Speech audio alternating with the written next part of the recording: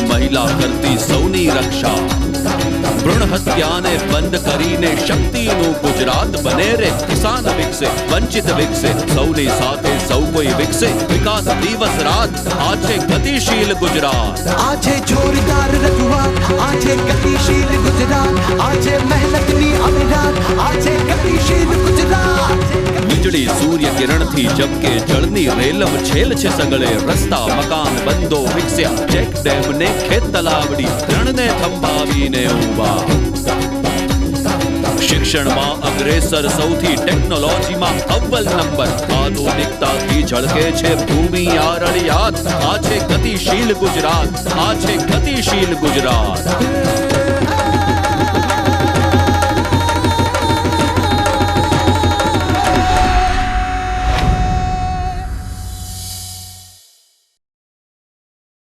નમસ્કાર દર્શક મિત્રો, ગતિશીલ ગુજરાતના આપણા આજના કાર્યક્રમમાં આપનું સહર્ષ સ્વાગત છે.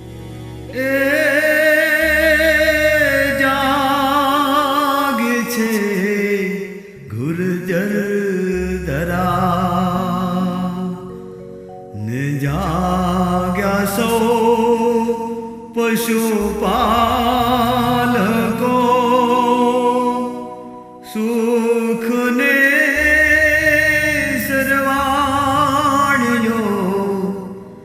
ચૌદેશ વહે એ જાગ છે ગુર્જર ધરા. મિત્રો, આપણે ત્યાં દૂધને સંપૂર્ણ આહાર માનવામાં આવે છે. ગુજરાતે મેળવેલી શ્વેત ક્રાંતિને આખી દુનિયા જાણે છે. રાજ્ય સરકાર આદર્શ પશુપાલન, પશુ સ્વાસ્થ્ય અને પશુ સંવર્ધન સાથે સંબંધિત અનેક યોજનાઓના અમલીકરણ દ્વારા પશુપાલનને પ્રોત્સાહન આપી રહી છે.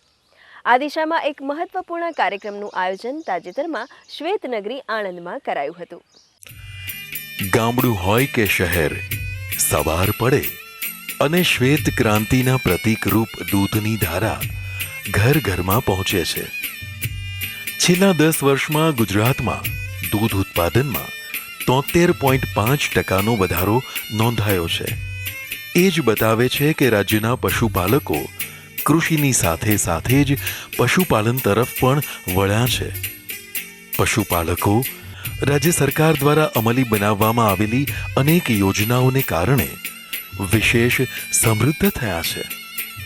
મુખ્યમંત્રી શ્રીમતી આનંદીબેન પટેલે શ્વેત ક્રાંતિની નગરી આણંદમાં ત્રિદિવસીય આંતરરાષ્ટ્રીય ડેરી એક્સપો અને પશુ પ્રદર્શનનો પ્રારંભ કરાવ્યો હતો. તેઓએ રાજ્યમાં પશુપાલન વ્યવસાયના જબરજસ્ત વ્યાપ અને તેના પગલે આવેલી શ્વેત ક્રાંતિની સફળતાનું સુવાંગ શ્રેય રાજ્યના મહિલા પશુપાલકોને આપ્યું હતું. મુખ્યમંત્રીશ્રીએ જણાવ્યું હતું કે અમૂલ પેટર્ન આજે સમગ્ર વિશ્વમાં ડેરી ક્ષેત્રે ખ્યાતનામ બની છે. દેશને આઝાદી મળી એ પહેલા 1946માં આણંદ જિલ્લાની અંદર 2 ગામની અંદર દૂધ ઉત્પાદક સહકારી મંડળી બનાવવામાં આવી. અને એ વખતના આપણા પ્રખર નેતા, રાષ્ટ્રીય નેતા અને અખંડ ભારતના શિલ્પી સરદાર વલ્લભભાઈ પટેલે આહ્વાન કર્યું કે આપણે ખેડૂતો માટે કંઈક કરવું જોઈએ. એક બાજુ ખેતી હોય ને બીજી બાજુ પશુપાલન હશે તો કિસાન જીવી જશે, ગમે તેવા સંજોગો એની સામે આવશે તો પણ. અને એમનું જે આહ્વાન થયું સરદાર વલ્લભભાઈ પટેલનો, એ વિચાર ઝીલ્યો ત્રિભુવનભાઈ પટેલે અને 2 ગામની અંદર ડેરીની શરૂઆત કરી. બહેનો, એ વખતે એમને કલ્પના પણ નહીં હોય કે જેનું હું સર્જન કરી રહ્યો છું માત્ર 2 ડેરીથી, ગ્રામ્ય કક્ષાની 2 ડેરીથી, એ જ ધીરે ધીરે કરીને એક ઇન્ટરનેશનલ કક્ષાની આવી એક ડેરી બનશે અમૂલ, એવી કલ્પના પણ એ વખતે એમણે નહીં કરી હોય. પરંતુ ત્યાર પછી અનેક ભાઈ બહેનોના પરિશ્રમને અંતે આજે અમૂલ ડેરી એ વિશ્વની એક મોટામાં મોટી ડેરી બની ચૂકી છે. મિત્રો, રાજ્યમાં દેશી ગાયોની સંખ્યામાં વધારો નોંધાયો છે તેની છણાવટ મુખ્યમંત્રીશ્રીએ કરી હતી. પૂરક આર્થિક ઉપાર્જન તરીકે પશુપાલન એટલું જ મહત્વનું બન્યું છે. આપણે ત્યાં પૂરા ભારતની અંદર પશુધનના પ્રમાણમાં ઘટાડો થઈ ગયો છે. 3.3% પશુધનની અંદર ઘટાડો થયો છે વિશ્વ આખા આપણા ભારતની અંદર, જ્યારે ગુજરાતની અંદર 15% પશુધનની અંદર વધારો થયો છે. આપણા માટે આ સૂચક છે મિત્રો. 15%. પહેલા 100 પશુઓ હતા તો આજે 115 પશુઓ થયા છે. એનો અર્થ એ થયો કે ધીરે ધીરે કરીને પશુપાલન તરફ આપણો કિસાન આગળ વધી રહ્યો છે. અને એક સારું સૂચક પાસું છે, એટલું નહીં, દેશી ગાય, જે પહેલા દેશી ગાયોનું આપણે પાલન કરતા હતા એમાં 17%નો વધારો થયો છે. દેશી ગાય હવે લોકો પાલન પોષણ કરતા થયા છે. રાજ્યમાંથી કુપોષણને નાબૂદ કરવા માટેની સામૂહિક જવાબદારી સમાજ અને રાજ્યની દૂધ મંડળીઓએ ઉપાડી લેવી પડશે, તેમ પણ મુખ્યમંત્રીશ્રીએ જણાવ્યું હતું. શા માટે રાજ્ય સરકારે દૂધ સંજીવની યોજનાની શરૂઆત કરવી પડી? જે વિસ્તારોની અંદર બાળકો કુપોષિત છે એવા વિસ્તારોની અંદર ડેરી અને પશુપાલન હોવા છતાં પણ આપણે દૂધ સંજીવની યોજના, બાળકોને રોજ 216 મિલીલીટર દૂધ આપવાની યોજનાની શરૂઆત કરવી પડી. હું અહીં બેઠેલી તમામ માતાઓને એટલું ચોક્કસ કહીશ બહેનો કે પહેલા ઘરમાં દૂધનો ઉપયોગ કરો, બાળકોને તમે બધા ખાઓ અને વધે એટલું દૂધ ત્યાર પછી ડેરીમાં જવું જોઈએ કે જેથી કરીને સ્વાસ્થ્ય ઉપરની અસરો ન થાય. આ પ્રસંગે મુખ્યમંત્રીશ્રીના હસ્તે આણંદ અને ખેડા જિલ્લાના 4 પ્રગતિશીલ પશુપાલકોનું શાલ અને સ્મૃતિ ચિહ્નથી બહુમાન કરાયું હતું. આંતરરાષ્ટ્રીય ડેરી એક્સપોમાં ડેરી ટેકનોલોજીને લગતા અદ્યતન સાધનો ઉપરાંત શ્રેષ્ઠ ઓલાદના દૂધાળા પશુઓનું નિદર્શન કરાયું હતું.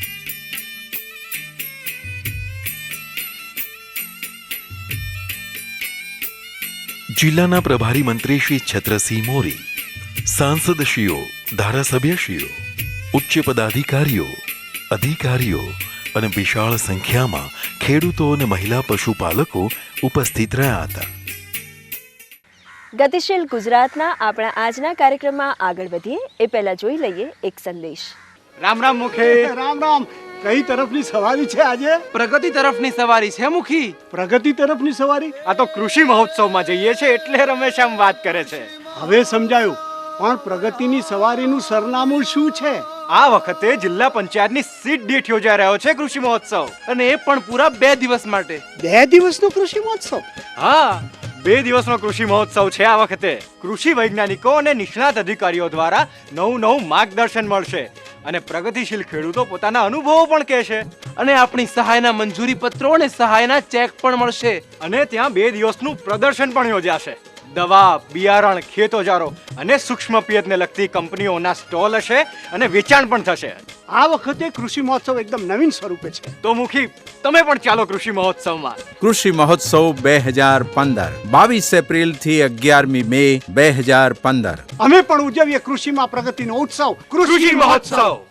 દર્શક મિત્રો, ભારતના બંધારણના ઘડવૈયા ડૉક્ટર બાબા સાહેબ આંબેડકરની 125મી જન્મ જયંતિની ઉજવણી તાજેતરમાં કરવામાં આવી હતી. અમદાવાદમાં ડૉક્ટર બાબા સાહેબ આંબેડકર ઓપન યુનિવર્સિટીના નૂતન પરિસરના આરંભ સહિત અનેક કાર્યક્રમોનું આયોજન આ નિમિત્તે કરવામાં આવ્યું હતું. ડોક્ટર બાબા સાહેબ આંબેડકરની 125મી જન્મ જયંતિની પૂર્વ સંધ્યાએ અમદાવાદમાં મુખ્યમંત્રી શ્રીમતી આનંદીબેન પટેલે ડોક્ટર બાબા સાહેબ આંબેડકર ઓપન યુનિવર્સિટીના નૂતન વિદ્યા પરિસર જ્યોતિર્મયનું લોકાર્પણ ગુજરાતના રાજ્યપાલ શ્રી OP કોહલીની ઉપસ્થિતિમાં કર્યું હતું. રાજ્યપાલશ્રીએ આ અવસરે ડોક્ટર બાબા સાહેબ આંબેડકરની કાંસ્ય પ્રતિમાનું અનાવરણ કર્યું હતું. રાજ્યપાલશ્રીએ જણાવ્યું હતું કે ડોક્ટર આંબેડકરે 3 સૂત્રો આપ્યા હતા. उन्होंने कहा शिक्षित बनो, दूसरा कहा संगठित रहो और तीसरा कहा संघर्ष करो. शिक्षा, संगठन और संघर्ष, इन 3 मंत्रों या सूत्रों के द्वारा दलित शोषित समाज में आत्मविश्वास का जागरण ये बहुत बड़ी क्रांति थी। मनुष्य को हीन भावना से बाहर निकालना ये सामाजिक कार्य है, ये धार्मिक कार्य है। बाबा साहब ने ये किया। उन्होंने हिंदू समाज को झकझोरा, तोड़ा नहीं। उनके जीवन में ऐसे प्रसंग आए थे कि अगर वो कुछ भिन्न कदम उठा लेते तो हिंदू समाज टूट जाता, लेकिन उन्होंने हिंदू समाज को जोर से झकझोरा, तोड़ा नहीं। उन्होंने हिंदू समाज को ये कहा कि अस्पृश्यों का उद्धार ये पूरे हिंदू समाज का काम है, ये केवल अस्पृश्यों के करने का काम नहीं, पूरे हिंदू समाज का काम है। इसलिए हिंदू अपनी इस जिम्मेदारी को समझे, अपने इस दायित्व को समझे। वो जाति विहीन समाज की स्थापना करना चाहते थे। શ્રી કોહલીએ ડોક્ટર આંબેડકરનું સ્મરણ કરી તેમને સામાજિક ક્રાંતિના પ્રણેતા તરીકે ઓળખાવ્યા હતા। डॉक्टर बाबा साहेब अम्बेडकर, उनके लिए बहुत से विशेषणों का प्रयोग होता है। उनमें से एक विशेषण है महामानव, जो उनके भीतर छिपी हुई मानवता को, मनुष्यता को, करुणा को, संवेदना को प्रकट करता है। उनको क्रांतिवीर भी कहा जाता है। क्रांतियां दो प्रकार की होती हैं, रक्त क्रांतियां भी होती हैं, खूनी क्रांतियां भी होती हैं, और सामाजिक क्रांतियां भी होती हैं। डॉक्टर अंबेडकर सामाजिक क्रांति के पुरोधा थे। रक्त क्रांति से समाज नहीं बदले जाते, रक्त क्रांति से विजय हासिल की जा सकती है, सत्ता बदली जा सकती है, लेकिन हृदय परिवर्तन ये तो सामाजिक क्रांति से होता है। और डॉक्टर अंबेडकर ने सामाजिक क्रांति की। આગામી વર્ષોમાં આ વિશ્વવિદ્યાલયની પ્રગતિ નવી ઊંચાઈઓ આંબશે તેવી આશા તેઓએ વ્યક્ત કરી હતી। મુખ્યમંત્રી શ્રીમતી આનંદીબેન પટેલે જણાવ્યું હતું કે સમયને અનુકૂળ શિક્ષણની અપેક્ષા સંતોષવા ઓપન યુનિવર્સિટી સક્ષમ માધ્યમ છે। સ્કૂલનું પણ શિક્ષણ પૂરું નથી લઈ શક્યા પછી તો કોલેજના દ્વાર એમના માટે બંધ થઈ જાય છે। એમની આશા અને અપેક્ષા હોય ભાઈ કે કોઈ ને કોઈ સંજોગોને કારણે, અવ્યવસ્થાઓને કારણે, સુવિધાઓ નહીં હોવાને કારણે યા મા બાપે એમને રોક્યા હશે અને ક્યાંક આર્થિક ઉપાર્જન કરવા માટે આવા વિદ્યાર્થીઓને જવું પડ્યું હશે। આવા કારણો વશાત વિદ્યાર્થીઓ સ્કૂલી શિક્ષણ છોડ્યું હશે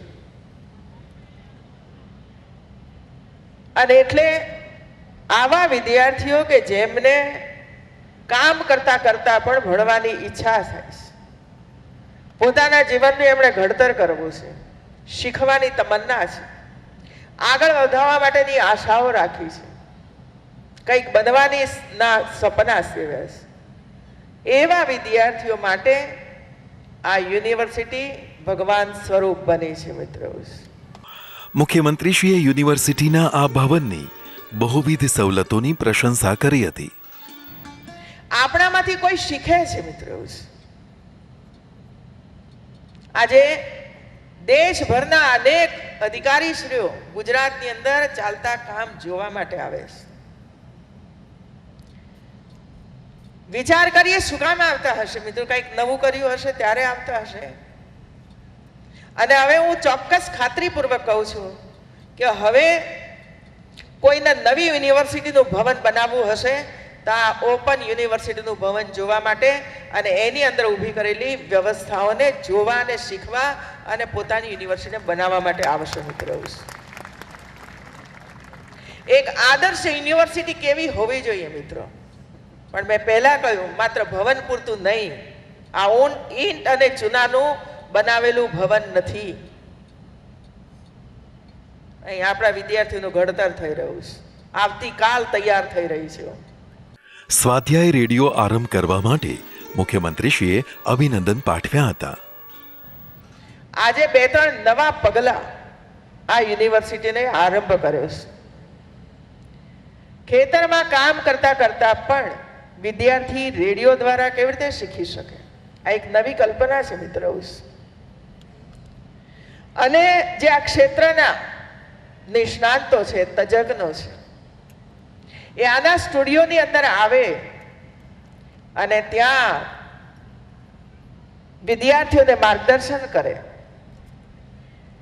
અને ખેતરમાં કામ કરતા કરતા યા કોઈ મિલની અંદર કામ કરતા કરતા યા કોઈ ડાયમંડના કારખાનાની અંદર કામ કરતા કરતા વિદ્યાર્થી એ રેડિયોના માધ્યમ દ્વારા સાંભળતો જાય, કામ કરતો જાય અને પરીક્ષા આપતો જાય અને ધીરે ધીરે આગળ વધતો જાય.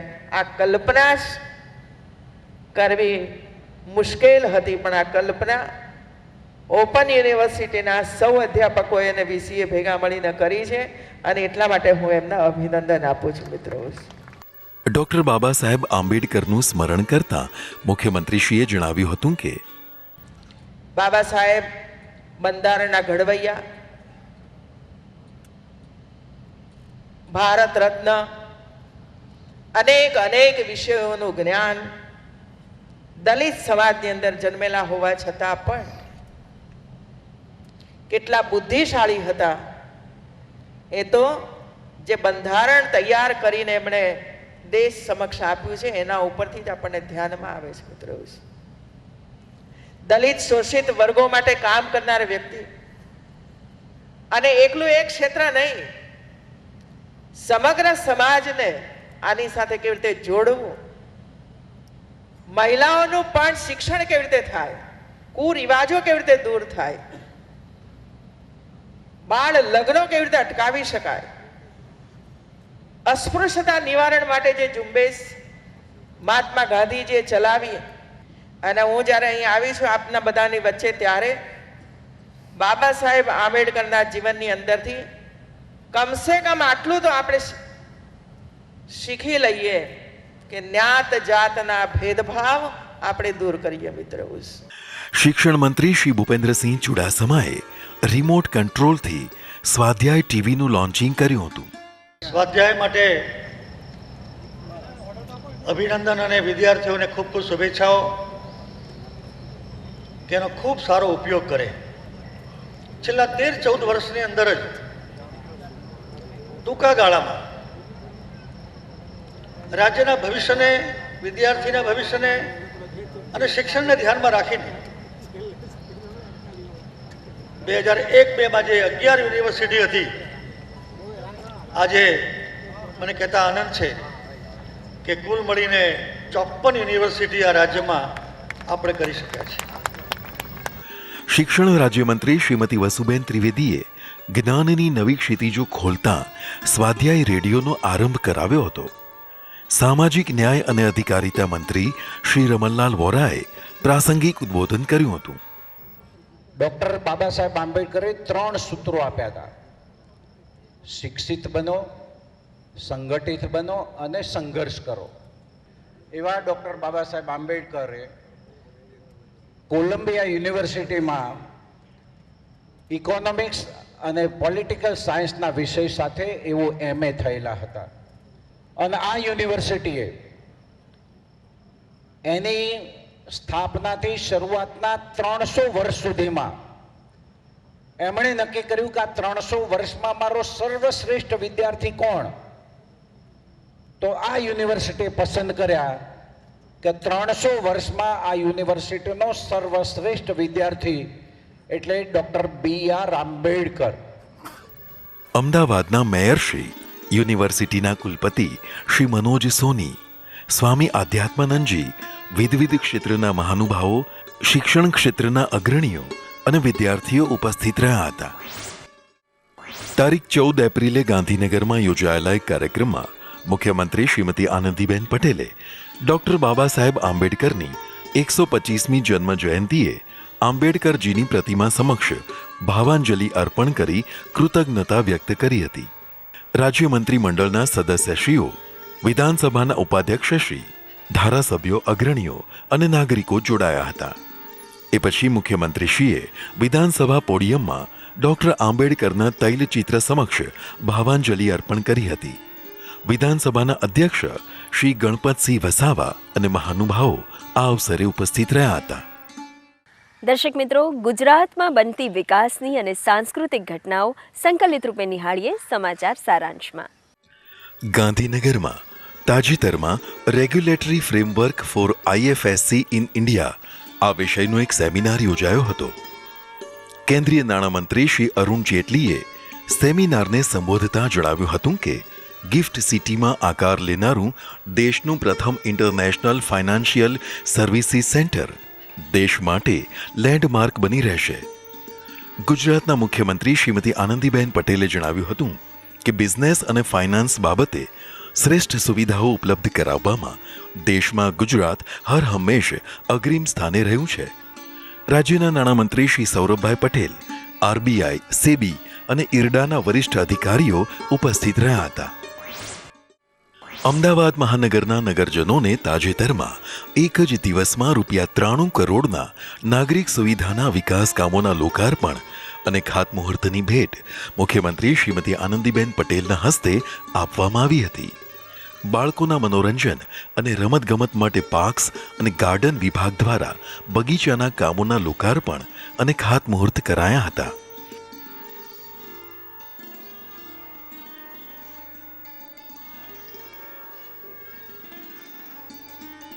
મુખ્યમંત્રીશ્રીએ ₹40 કરોડના ખર્ચે નિર્માણ થનારા ફ્લાયઓવરનું ભૂમિપૂજન પણ કર્યું હતું. સરખેજ વોર્ડમાં આંગણવાડી અને અર્બન હેલ્થ સેન્ટરનું લોકાર્પણ કરાયું હતું. અમદાવાદના મેયર શ્રીમતી મીનાક્ષીબેન પટેલ, પદાધિકારીઓ, અધિકારીઓ અને નગરજનો ઉપસ્થિત રહ્યા હતા.